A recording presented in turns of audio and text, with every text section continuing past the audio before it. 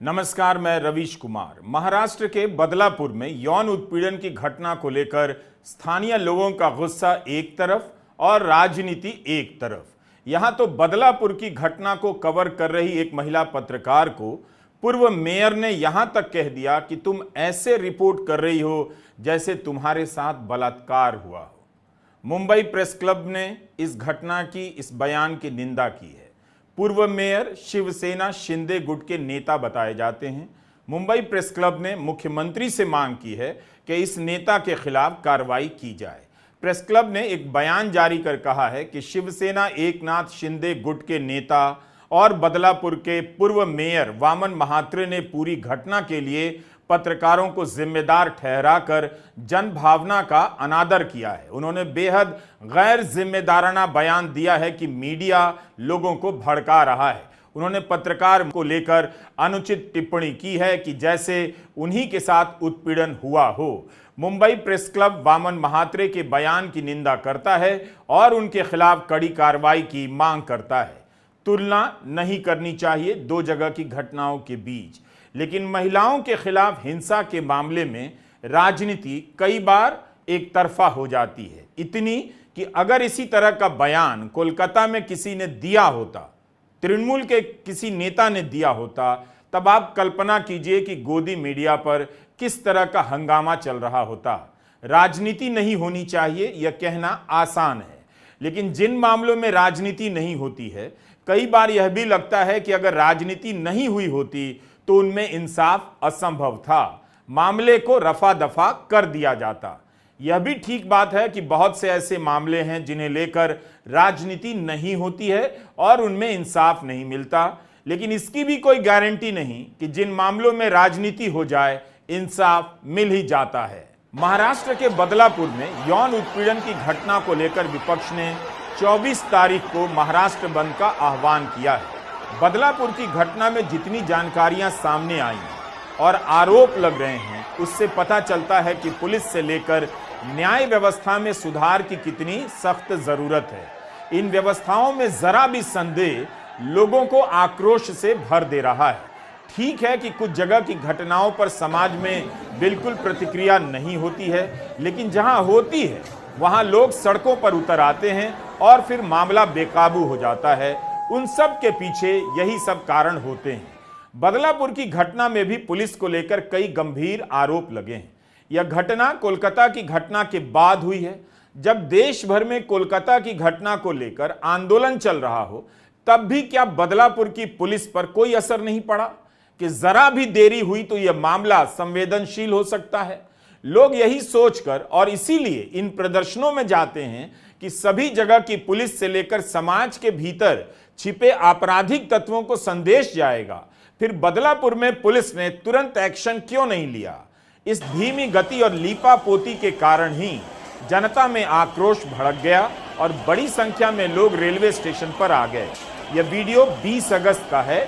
उस दिन कई घंटे तक लोकल ट्रेनें ठप रह गईं। रेल यातायात को चालू करने के लिए पुलिस को लाठीचार्ज करना पड़ा। तब जाकर 10 घंटे बाद लोग पटरी से हटे और लोकल ट्रेनें चलनी शुरू हुई। इस प्रदर्शन के कारण 12 मेल एक्सप्रेस ट्रेनों का मार्ग परिवर्तित करना पड़ा और 30 लोकल ट्रेनें आंशिक रूप से रद्द कर दी गईं। 20 अगस्त को गुस्साई भीड़ ने पुलिस पर पथराव भी कर दिया और पूरे दिन बदलापुर शहर को बंद किया। जिस स्कूल की यह घटना है वहां भी तोड़फोड़ हुई है। बदलापुर मुंबई से सटे ठाणे जिले में आता है। यहाँ के एक स्कूल में 2 छोटी बच्चियों के साथ कथित रूप से यौन उत्पीड़न का मामला सामने आया है। इसके बाद आक्रोशित जनता ने रेल लाइन जाम कर दी। सैकड़ों की तादाद में लोग पटरी पर प्रदर्शन करने के लिए उतर गए और आरोपी को फांसी की सजा दिए जाने की मांग करने लग गए। आक्रोश इतना फैला कि स्थिति को संभालने के लिए बदलापुर में इंटरनेट सेवाओं को बंद करना पड़ा। दुकानें भी बंद हो गईं।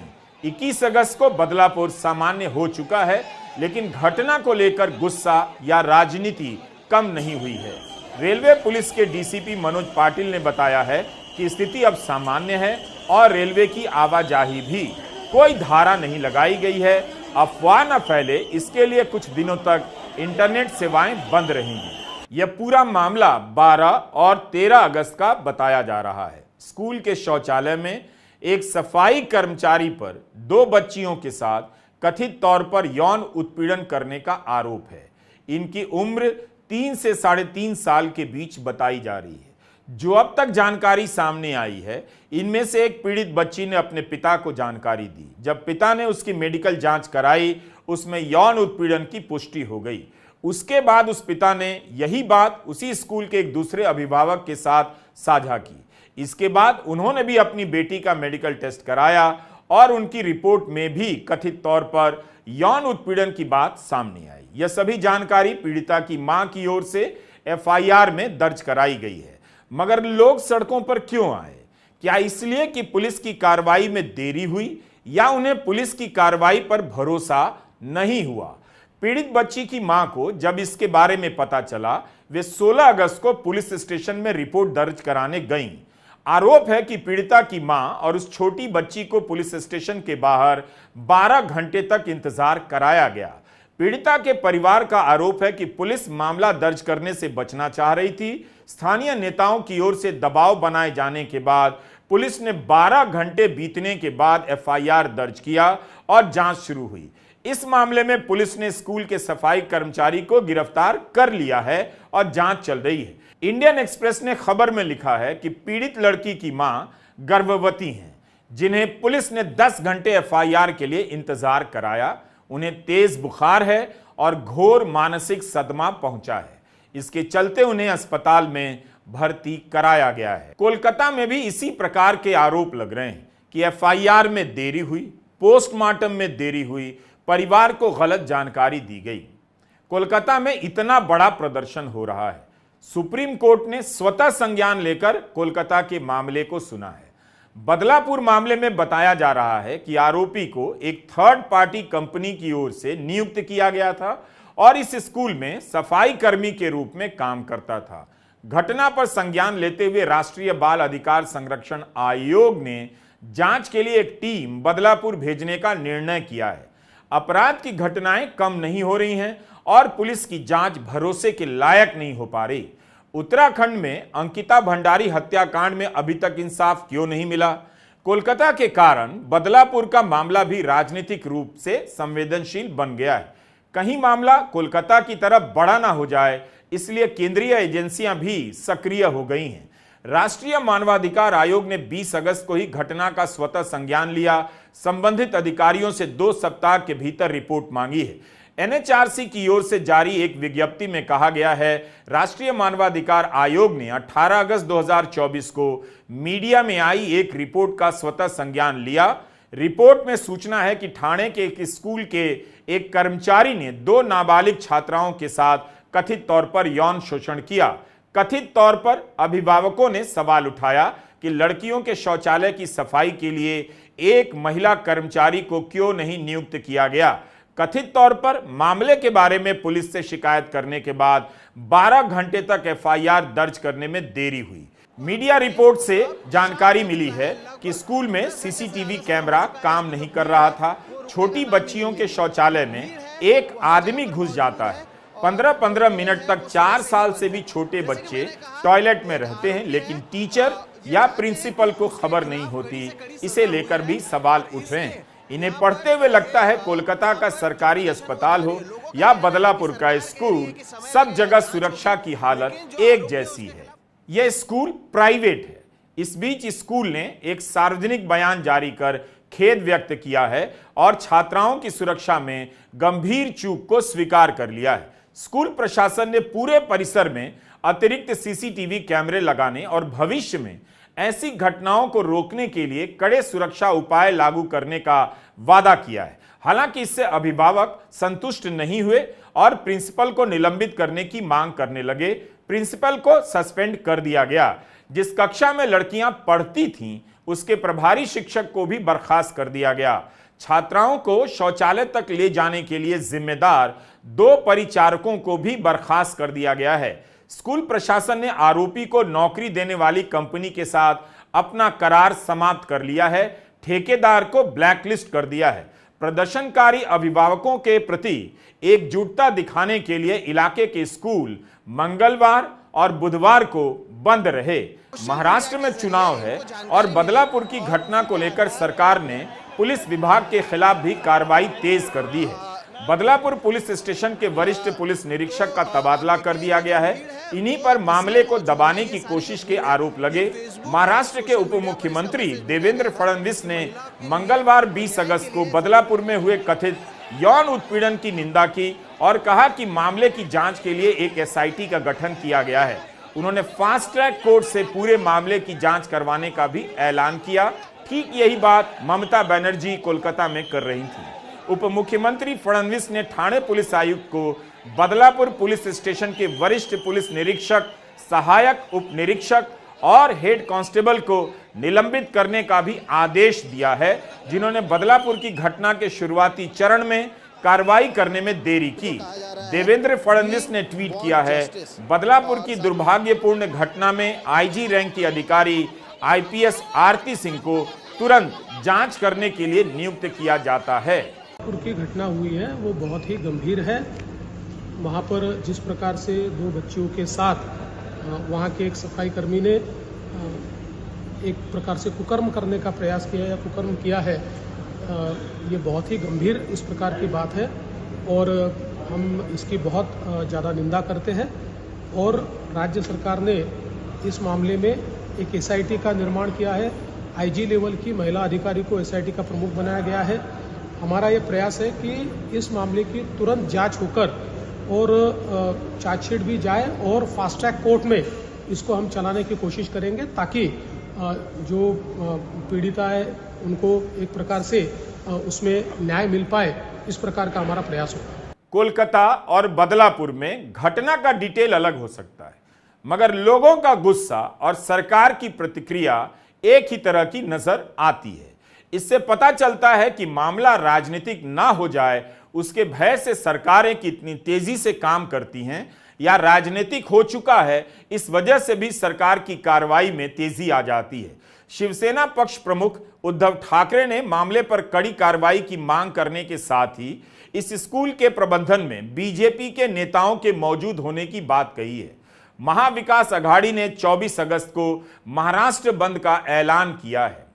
अशा घटनेचं राजकारण न करता, जसं आता हाथरस उन्नाव, त्याच्यानंतर राजस्थानमध्ये काही घडलं, आता बदलापूरमध्ये घडलं, अगदी कुठेही काही घडलं तरी ते सुटता कामा नये। सगळेजण पक्षभेद जातपात विसरून एकत्र झाले तर आणि तरच आपल्या देशातल्या आणि राज्यातल्या महिला सुरक्षित राहतील आणि तरच आपण म्हणू शकतो की माझ्या राज्यातली महिला ही माझी बहीण आहे, माझी लाडकी बहीण। मला तर असं कळलं की ती शाळा सुद्धा लोकांशी संबंधित होती। मी याच्यात राजकारण नाही आणत, पण इतर ठिकाणी सुद्धा कोणी राजकारण होऊ नये। याच्यामध्ये कोणताही कार्यकर्ता असला, अगदी भारतीय जनता पक्षाचा असला तरी विनाविलंब त्याच्यावरती कारवाई झाली पाहिजे, कारण नाहीतर एक एक घटना घडतात। आदित्य ठाकरे ने कहा है कि पूरे देश में प्रदर्शन हो रहे हैं और बदलापुर में लाठी चार्ज किया गया। उन्होंने कहा कि प्रदर्शनकारियों पर लाठी चार्ज का आदेश देने के लिए मुख्यमंत्री महाराष्ट्र से माफी मांगे। सरकार सभी 1000 प्रदर्शनकारियों पर दर्ज की गई एफआईआर वापस ले।